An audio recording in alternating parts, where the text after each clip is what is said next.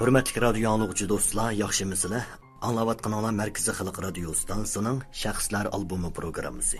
Mən proqram riyasətçisi Arman Nurcan. Edison Amerikalıq məşhur alim və kəşfiyyatçı. O, kiçikidən tartıbla fənni söyüb, özlükidən tarışıb ögünüb, özünün hayatını ilim-fən işlərə təqdim qilishga iroda bağlagan. Biz bugün davamlıq Edisonның hayati fəaliyyəti və sərgüzəştisini tonuşturuş arqalıq muntazam ma'rif tərbiyəsi almağan Edisonның fən kəşfiyyat işlərində qandaq berilib tədqiq qılğanlığı və qaysarlik bilan əmgək qılğanlığını tonuşturumuz. Onun insaniyyət cəmiyyəti üçün bəxt yaratışda güclük arzusunun ilhamıda qat'iy iroda bağlab, min qitimlab məğlubiyyət aldıda qorxmay, çekinmay, san-sanaqsız qiyinchiliklarni yengib elektr chirog, patifon, kino va akkumulyator qatorliq 2000 xilcha ilmiy kashfiyotini qandoq qilib vujudga keltirib, kishilarning hurmati va muhabbatiga sazovor bo'lganligini tasvirlab beramiz. Anglashni qo'ldan bermaysizlar.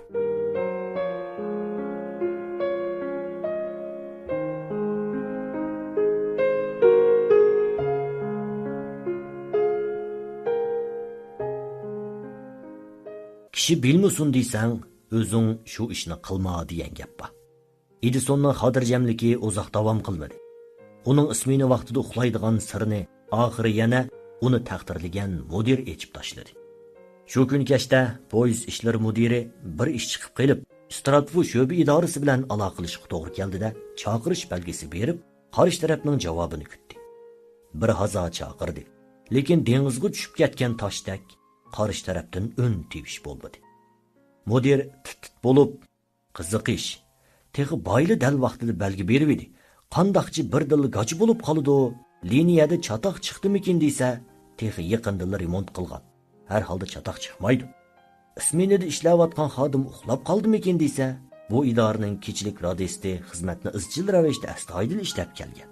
Azaldan vazifasining huddusidan chiqmay qolmagan degan farazlardi bo'ldi. Lekin bu farazlarning hech qaysisi put terib tura olmaydi. Buningda cho'qim boshqa bir sabab bor deb o'yladi u. Shuning bilan ko'pni ko'rgan mudir yana o'yladi. Uda davom qilib kelgan ichki urush parakandachiligida etish o'ldirish vaqalari shunchalik ko'p bo'lyapti-ki, uni sanab tugatgil bo'lmaydi. Balkim Stratford sho'ba idorasi zo'ravonlar tarafidan bulang-talang qilingan bo'lsa, kechilik ismini radisti boturlik bilan qarshilik ko'rsatib, biror falokatga mushularni o'ylab, mudir ixtiyorsiz titrab ketdi-da, o'ltira olmay qoldi. U xizmatchilarga darhol paytonni qatqizib, ikki yordamchini elib, iliq tasavvurdagi vaqa yuz bergan yerga uchqanda yetib keldi. Yerim kecha, hamma yoq tuman. 10 qadam yerdagi odamni ko'rgili bo'lmaydi. Stratford sho'ba idorasidagi it qavmidi. Odam tevishi yo'q. Surlik haqiqatan bulang-talangdan keyingi surlik manzara aks etib turadi. Mudir ikki yordamchisini sirtda muhofazatda qoldirib, o'zi putining uchida dastlab radist ishxonasiga kirdi. Gunga chiroq yo'riqida ko'rdiki, Edison g'ang qilmay jon uzgili xili vaqt bo'lib qolgandek sabodi uzilib yetibdi. Bu ahvolni ko'rgan mudirni so'g'uq ter bostida qattiq echindi. Ko'zlarini mit qilmay bir hazo hanqitib qoldi. Ondan amdili tushidan o'yg'ongandek bo'lib, uning zodi nima bo'lganligini ko'rib beqish uchun putlari titragan holda yaqin keldi. Avval Edisonning rangi ruxsoridan uni hayot ekanligini bildi. Uningda fojialik holda o'lganligini ko'rsatadigan qilchi biror alomat yo'q edi. Ondan engishib, qo'lqini uning burniga yaqin akeldida, issiq nafsini sezib, uning nafas elayotganligini bildi. Xo'rildigan ovoz uning takshi xo'rak tortayotganligini bildiradi. Voy juvay nimak, bemalol uxlab yetibdi-da. Mudir qattiq tiladi. Ochiqidan butun badani o'tda yenib arvohi ming gaz ushdi. Uni qattiq urmoqchi bo'lib mushtumini ko'tirayotganda heliq kichikini asvobga ko'zi tushib qoldi. Bu ajoyib narsa-g'o deb o'ylab, qo'lini yondirib elib, "To'xta, bu tantakning qandoq qo'liq shumliq qilib yurganini ko'rib beqish kerak" deb o'yladi. U putining uchida dastlab berib sinjilab qaradi. Bu kichik asvobning tuzilishi ancha murakkab emas edi. Telegram apparati bilan bir ustal soati orliqiga bir yeri puchuq choq bekitilgan, Chaqning ustiga bir tal kichik cho'kchaq qo'yib qo'yilgan. Ustal soati chikildab mengib turganda, heliqi puchuq yeri bor chaqmi asta cho'gilab turadi. Mudir ko'rib yetib o'yladi. Gap yo'q, bu xabar berish asbobi. Vaqti kelganda bir jiringlisa, bu shumta qo'pibla balgi xabarni berib dedi-da, ya'ni bexaramon uxlaydi. U savrlik bilan kutib, amaliyotni kuzatib, bu ishni talto'kis aniqlamoqchi bo'ldi. Bu chaqda uning badanidagi g'azab o'ti qiziqish buluqining suyi bilan o'chirilgan edi. U dalda bir yerni tepib, o'rindiqdan birini akilib, o'ziga dalda qildi-da, yerda zo'ngziyib o'ltirib, razvedka nazar bilan atrofdagi hamma ishni poylab turdi. Tala qop-qorong'u. Hech nima ko'rinmaydi. Uyning ichi gunga edi. Jimjitlik hukm suratdi. Faqat heliqi ustal soatila tinmay, tamtirmay bir xil ritmda mengib turadi. Balgi xabarni berish vaqti bara-bara yiqilishib qilayotganini ko'rgan mudirning javg'aylarida kulki paydo bo'ldi. U o'zini go'yo qo'ng'iroq jiringlab, parda ochilganda dangliq artist o'ynab chiqqan yaxshi bir teatrni xumodan chiquvchi payzi qilish uchun o'rindiqda o'ltirgandek his qildi. Voy shumtak, o'tganda sening saxtbazligingdan qaymoqib, bexaramon uxlasangmi seni taqdirlab tikanman. Endi qarab tur. Sening siringni pash qilib, naq maydonda sharmanda qilib mudirligimni tetitib qo'ymsam, degan o'y bilan ko'ranglab ketdi-da, javg'idagi kulga soqol besib ketgan semiz yuziga kengaydi. O'z xiyolidan mamnun bo'lib turganida, heliqi ustal soati mis istiralkisini kiyirib, dang qilib vaqtni ma'lum qildi.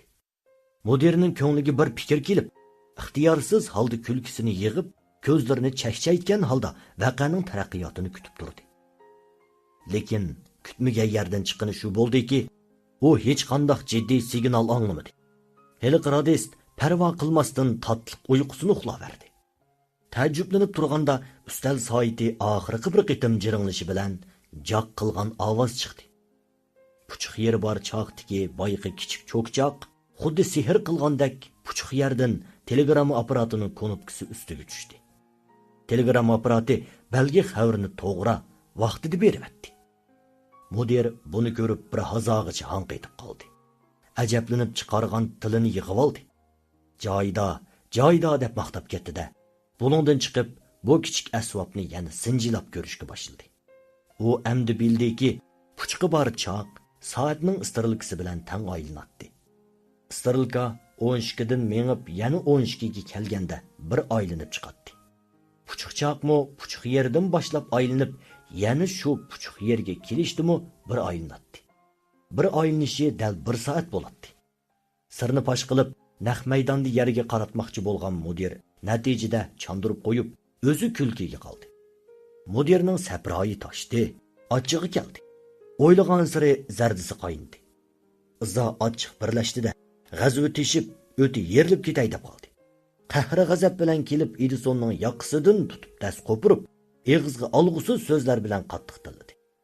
Buning bilan muochig'i chiqmay, oxiri bir putoq tepib, koni yangi hisobni bir yo'lini oldida Edisonning eshig'i to'p soldi. Shu kamlarda Amerikaning ichki urush o'ti osmon palak ko'tarilib, janub bilan shimol qo'shinlari jang maydonida jon tikib elishyotdi. Urush qoidasida qo'shinning eng muhim ishi harakatda tez bo'lish deyiladi. Urushda eng muhimi harakatda chaddas bo'lish, ahvolni bilib turish. Shunga urush ko'pligan radistlarni qo'shinga tortdi. Yerlik o'rinlarda xabarlish xodimlari yetishmaydi. Shu sababdan eng yangi xabarlish qurollarini egallagan radistlarning ishi o'ngdan kelib, davr surdigan kishilardan bo'lib qoldi.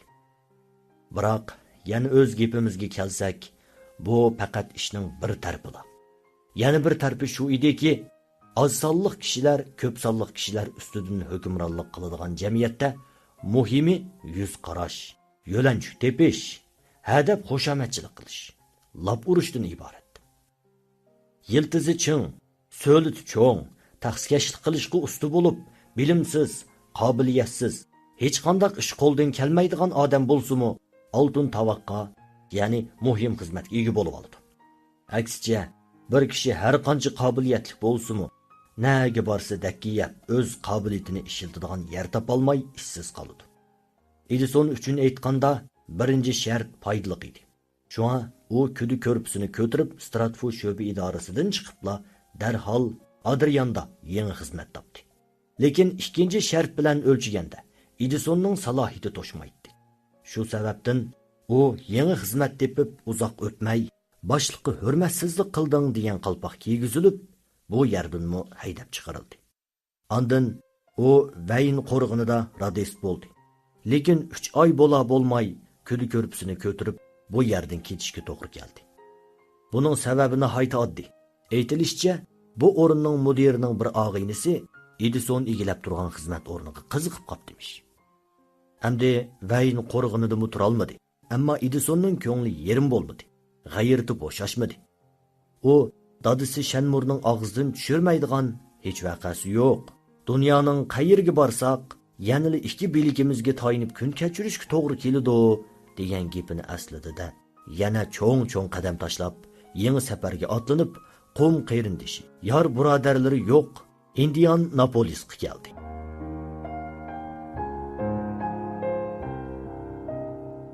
Qish kunlari atiganda havo odatdan tashqari sovuq bo'ladi. Ko'chalarni, o'g'zilarni, dal-daraxtlarni qalin qor qoplab turadi. Beshigan yirtiq shilapa, uchisiga yantu yo'lliq raqtdan shim chapan, putiga o'ktisi maqchiyib ketgan batinki kiygan Edison cho'ng dassab ish izlab ko'cha yuradi. Radist kerakmi deb o'xshatdi. Uzoq o'tmay tangir qayrishgandek yana bo'ron chiqib qor yoqqili turdi. Qattiq shivirgan qor uchqunlarini kishining yuziga uradi. So'g'uq shamol vijildaydi. To'n yerdagi qorlar shamolda chechilib shar qiladi. Bir necha telegraf idorasidan so'ruvdi, hammasi beshini chayqishib bo'sh o'rin yo'q deyishdi. Oxiri Qo'shma Shtatning g'arbiy qismidagi telegraf shirkatidan o'qishuvdi, bir kishilik o'rin borligi bor ekan. Lekin Edisonning taqturqini, yeshining va jo'g'ining kichikligini ko'rgan mas'ul kishi uningga ishonmay, sinab ko'rib, ondan rasmiy qabul qilmoqchi bo'ldi. Xo'p, sinsin. Edison texi sinab ko'rmay qolarmi deb ansiraydi. Sinsa, bingsi degan qo'saqda turibdi. U ejirqab qolmadi, to'nglab qolmadi. Ko'rsatsili bo'ladi. Qo'rqadigan nemisi bor? Degandak, Edison tinimay, tamtirmay telegramma apparatining oldiga kelib o'ltirdi-da, tok yo'lini ulab mashg'ulotga kirishdi. Buni ko'rgan boyiqi mas'ul kishi xiyolidan yaltiyib qolib, "Yapir, tavzning shapqidan uning ishining qandaqligini bilgil bo'lmagandek, odamning sirtiga qarabli bir nima degil bo'lmaydi deganda", dedi ichida va Edisonning imtihonni tugatishini kutmay, beribli uning qo'lini tutib hayajon bilan, "Bo'ldi. Sen bugundan boshlab Qo'shma Shtat G'arbiy telegraf shirkati Indianapolis yo'b shirkatining radisti bo'lding. Rostini aytganda, shu kamlarda telegramma kashf qilinganiga uzoq bo'lmagan. Texi boshlanish bosqichida bo'lib, uning birmuncha yerlari xilli mukammal emas edi. Zo'r kuch bilan o'zgartishga to'g'ri keladi. Odatdagi radistlar bu ishning istiqboli keng, bozori itdik. Nagi borsa omadi keladi deyishib, bu ishni o'ginatdi. Azroqli o'ginib elib, azroq ip-chipini bilib elibla qanoatlanatdi-da, chaynab bergan nonni yeyishni ko'ydi bo'ladi. Texnik ishlar ustida bosh qotirishni xolamaydi. Ammo Edison ularga o'xshamaydi. U ilmiy o'qishliqlardan ilhom elib, radistlikni bir xil fanniy bilim, bir xil ilmiy tajriba sifatida o'rganishga kirishdi. Shundan keyin Mekinkini ustoz tutganda kitoblarni setib elib, qoidalar ustida izlangandimi, ashundoq pozitsiyada bo'ldi. Uning nazarida bu xizmat bilan shug'ullanganda yemak-ichmak, kiyim-kechak masalasi ancha muhim emas. Gap qandoq qilib uni cho'nqirlashtirib, texnikani paydin-pay o'stirib va texnikani mukammallashtirib, bu sohada foydali to'hfa yaratish deydi.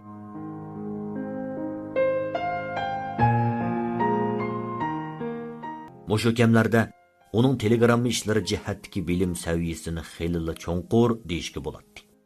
U mashg'ulot elib berishda pishiq, kasbiy saviyasi nihoyat yuqori bo'lish bilan qolmay, balki bu ishning ilmiy qoidasini puxta biladi. Uni tub asosidan tushunadi va egilgan edi. Shundoq bo'lg'achqa, u Qo'shma Shtat G'arbiy telegraf shirkatiga kelibla telegramma apparatining qurilmasi, iqtidoridan norozi bo'lishga boshladi. U oldi bilan telegramma xabarlari borgan sir besiq bo'layotganligini, telegramma berish-elish miqdorini oshirish to'g'ri keladiganligini. Lekin bir liniya bo'yicha har qitimda aran birli telegramma berishning to'limi qatmal, to'limi asli ekanligini.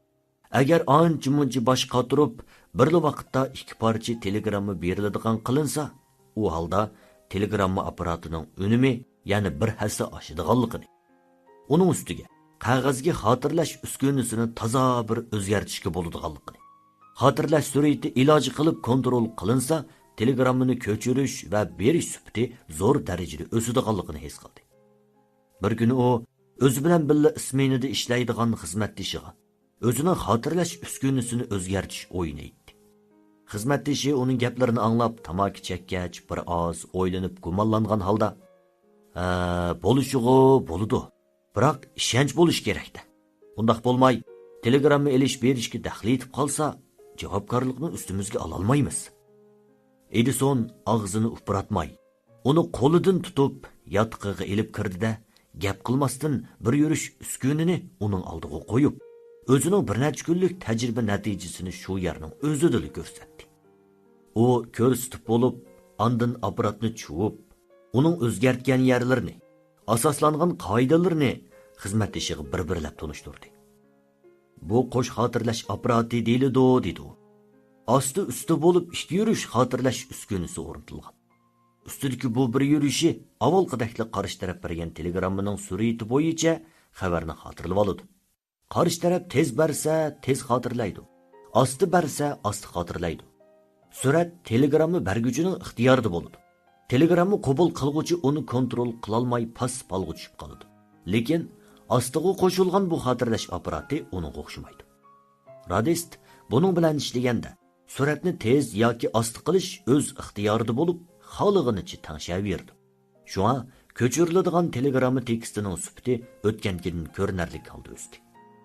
Edison hammani aniq tushuntirib bo'lib, xizmatdoshiga qaradi-da, kulib turib, "Ha, qandaqroq? Bo'lamdi?" deb so'radi. Amaliy mashg'ulotni ko'rgan, tafsiliy tushuntirishni anglagan xizmatdoshi shundoq ruhlanib va ajablanib ketdiki, hayajonlanib o'zini bosolmay qoldi. Edisonning fikr olmoqchi bo'lganini anglab, "Humi" deb og'zi gapga kelmagan holda, Bu bo'ladi. Nayt yaxshi bo'pti. Gap yo'q." Uning ko'nglini cho'lg'ab turgan gumon tumanlari, xuddi qattiq bo'ronga duch kelgandek, izi qolmay to'zib ketdi. Xizmatdoshining xo'shalligini ko'rgan Edisonmo ich-ichidan xursand bo'ldi. U heliqi yangi uskunini oldi. Xuddi o'zining eg'irligini o'lchigandek, qo'lida dangsab qo'yib, qat'iy ravishda. "Bo'lsa, mushuning bilan ishlayli. Bugun kecha ishiltib boqayli." O'rinsiz avorchilikdan saqlanish uchun boshqalarga to'ydirmay sinab ko'rmoqchi bo'lishdi. Ishga tushganda yangi uskunini o'rinlashtirdi. Ishdan tushganda uni chiqarib olib, asli apparatni o'z iskatiga keltirib qo'ydi-da, boshqalarning diqqatini qo'zg'ag'ida qilchi iz qoldirmadi. Uzoq o'tmay shirkatning mudiri sezib qoldi. Edison ismini eshitganda ko'chirilgan telegramma tekstining har qanday xatosiz, uning ustiga ochiq, ratlik, chiroyli bo'ladi. Buni ko'rgan mudir uni yesh kichik, yangi kelgan deb chaqlamaslik kerak. Haqiqatan qo'lidan ish keladigan deb maqtaydi ichida. U alohida yaxshi nusxalardan bir nechini tanlab, zalning temiga chaplab, ko'rgazma qilishni o'rinlashtirdi. Uning maqsadi boshqalar ko'rib o'rgansa, buning o'zimi Edison uchun ilhom bo'lib hisoblanadi. Ko'rgazma teksti zalga chaplanibla bir muncha tomoshabinlarni jalb qildi. Bularning ba'zilari Edison bilan bir kasbdikilar. Ba'zilari odatdagi xizmatchilar edi. Bularning diqqat qiladigan nuqtalari o'xshashmisimu, lekin hissiyotlari ko'p farqlanmaydi. Hammasi uningga opirin o'qiydi. %100 qoyil bo'lishdi. Bularning orasidagi bir radist ixtiyorsiz holda ching tugilgan mushtumi bilan kallasiga mushtlab, "Qandaq gap bu? O kechilik isminida ishlaydi. Men kunduzlik isminida ishlayman. O'xshash bir apparatni ishlatamiz. Lekin ko'chirib elingan telegramma tekstlarimiz bir-birimiznikiga o'xshamaydi. Osmon zamin farq etadi. Hargiz tanglashtirgili bo'lmaydi." Halbuki kechilik isminida ishlaydigan radistning qo'ynida uning bilan birga ishga chiqib, birga ishdan tushadigan bir angushtarning borligini u bilmaydi. Qo'sh xotirlash apparati siniqi muvaffaqiyatli bo'lgandan keyin Edison zehnini markazlashtirib, qo'sh xabar berish usuli ustida izlanib, bir liniyada, bir vaqtda ikki nusxa telegramma berish orzusini ishga oshirmoqchi bo'ldi. Dal mushu chog'da kutilmagan bir voqea yuz berib qoldi. Shu kuni kechida ajoyib qattiq sovuq bo'ldi. Edison uyda o't sinib o'ltirardi. Uning barmoqlari texicha yaxshi ishlamaydi. Bir oz qechishib turardi. Tok liniyasidagi tokmu bu qahrton sovuqqa chidamagandek, jenining boricha bangvoshlik qilg'ili turdi. Qabul qilish apparati aldirash ishlamoqda. Ko'plagan axborot maqolalari eng yuqori surat bilan kelib turardi. Edison o'z xizmatdoshi bilan birlikda barliq mahoratini ishga selibmi ulgurolmadi. Qarshi taraf xushvaqt bo'ling degan so'zni berib o'z ishini tugatganda, bular kelgan telegrammaning texi yarmini ko'chirib bo'ladi. Vaqt jihatda 2 soatdak orqada qoladi. Axborot maqolalari gazetning muhim material manbasi edi. Bu yerda ish osti yurishsa, gazetxonadagi muharrirlarmi tipirlab qoladi. Chunki atki gazetga besiladigan xabarlarni matbaa bo'limida tizish kerakdi. Shunga gazetxona bilan Qo'shma Shtat G'arbiy telegraf shirkati o'ttirsidagi yo'lda telegramma xabarlarini so'ylaydiganlar xuddi mo'kidak o'tishib turadi. Ular dasbida ancha-muncha surishtirib qo'yishdi. Keyin og'rinishdi. Oxirida talaffuzi borgan sir qo'pollashdi-da, qapoqlarini turib, ko'zlarini chaqchaytib, og'zini buzishdi. Bu til haqorat, chog'liq ish, lekin shirkatning mudiri bu ishga aralashib qoldi. U surishtirib, masalaning kechilik isminidagi radisti ekanligini bildi-da, darhol bo'limga keldi. Dal shu chaqda Edison telegrammalarni ko'chirib bo'lib, heliq kichik uskunini cho'y davatadi. Mudir aldirma deb varqirg'inicha guz-guz chamdab kelib, talatini buzib, qo'shilmasini turgan holda kichik uskuniga olib, bu nima deb varqirdi. Edisonning xizmatdoshi mudirning o'zi bu ishni surishtirayotganini ko'rib, ishning yomon yerga yetganini tushundida, o'tning o'ziga tutishib qolishidan ansirab, titirgan holda Edison yasagan qo'sh xotirlash apparati dedi. Buni anglab saproyi o'rligan mudir o'zining ochiqini chiqarib oladigan yerini topgandek bo'ldi. Qoshlarini ko'tirib, yuzini mo'kidak so'zib, "Yo'q gap. Qo'sh xotirlash apparati degan quruq gap." Edisonning andish qiladigan yeri yo'q edi. Bugungi kungacha u o'g'rilik qilmadi, bulonchilik qilmadi. Xizmatning sifatini o'stirish uchun bu kichik uskunini yasab chiqdi. Lekin endi bo'lsa mudir uni quruq gap deb tiladi. Shunga uning mochig'i keldida dolusini chiqarib, "Rost, qo'sh xotirlash apparati. Ishonmasangiz, oldingizda tajriba qilib ko'rsatay." Mudir o'z vazifasiga tayinlangandan bo'yon o'z qo'l ostidagilardan birarsining o'zi bilan takallashganligini ko'rmagan edi. Shunga ochchig'ida kalpuklari titragan, shalvoqlarini chachratgan holda, "Bu sening tajribaxonang emas. Bu degan shirkat. Tajriba qiladigan bo'lsang, o'yingga berib qil." deb varqirdi va Edisondan gap kutmayla uning ko'ziga qo'lini tanglab, gapni kesib aytdi. "Shirkatning uskunisini o'z maylingcha chuvib, jiddiy voqea tug'dirding. Shirkatning inovatini tushirding. Shirkatimiz bundaq radisda davomli shiltanmaydi." Edison bu boshliqining shu qadar yo'lsizlik qilayotganligini ko'rib, yana bir nima deyishni xohlamadi. U lamjim demay yotiqiga qaytib kirib, narsa keraklarini yig'ishtirdi-da, oldi orqasiga qaramay bu yerdan ketdi. U go'yo suv ustida uyan bu yonda laylab yurgan yaproqqa o'xshash, untunsiz holda bu yerga laylab kelib qolgan edi. Bir oz to'xtab, yana untunsiz holda boshqa yoqqa laylab ketib qoldi. Bu yerda turgan qisqagina vaqt ichidimi untun chiqarmay, bosh ko'tarmay ishildi. O'zi turgan suv ustida kichikini dolqin ko'tarib qo'yib, Qo'shma Shtat G'arbiy telegraf shirkatining Indianapolis yo'bi shirkatining xizmatchilar ruhiy xati yozilgan daftarda mundaq oddiy bir necha quruq xotira qoldirdi xolos. Thomas Alva Edison, 2 darajalik radist. 1862-yil dekabrda xizmatga kelgan. 1865-yil yanvarda xizmatdan chiqib ketgan. Oylik maoshi $75. Edison Qo'shma Shtat G'arbiy telegraf shirkatidan ketgandan keyin kuli ko'rpusini yudigan, beshini sangalatgan holda ketib boradi. Mudirning boyiqi abdi bashirasi texichi uning ko'z oldidan ketmaydi. o'ylasa odamning yuragi siqiladi. Dunyoda bundaqmi zo'migar mudir bo'lamdi. Birdamli yuz o'rib, oqqorni surishtirmayla bir odamni haydavatdi. Nima degan haybi bu?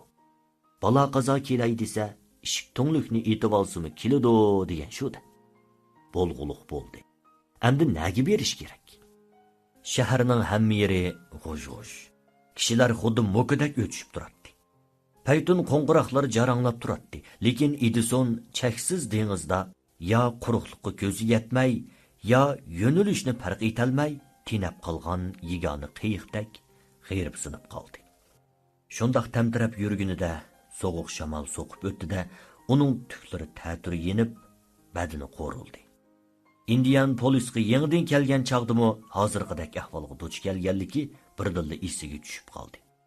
Shu kuni saharda so'ngakdan o'tadigan so'g'uq shamolda lapildab yig'iyotgan qilin qorda besh qotgan holda u yer bu yerga do'qirib ko'rgan edi. Natijada bir muncha odam qarab turgan naq maydonda tajriba o'tkazganda imtihon olg'uchi amaldor o'zini tutolmay yugurib kelib uning qo'lini tutgan edi. Bu nima degan kishini ilhomlantiradigan manzara?